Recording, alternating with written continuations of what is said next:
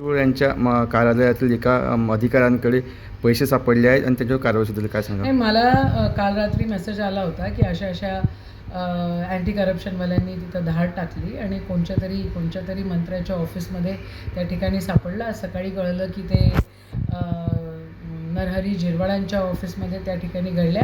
खरं BJPचं हे षडयंत्र असू शकतं नरहरी झिरवाळांना त्या ठिकाणी बदनाम करण्याचं. पण त्याच्या पलीकडे माझं ठाम मत असं आहे की आत्ता मंत्रालयामध्ये ह्याच गोष्टी सुरू आहे आणि कोणत्याही मंत्रालयामध्ये तुम्ही जा, कोणाच्याही ऑफिसमध्ये जा, टक्केवारीचा हिशोब तिथे आहे आणि आता तो लोकांसोबत त्याचं त्याचं उघड झालेलं आहे. तर प्रत्येक मंत्र्याच्या ऑफिसमध्ये या गोष्टी मोठ्या प्रमाणामध्ये महाराष्ट्रामध्ये सुरू आहे. टक्केवारीचं सरकार त्या ठिकाणी बसलेलं आहे असंच मी म्हणेन.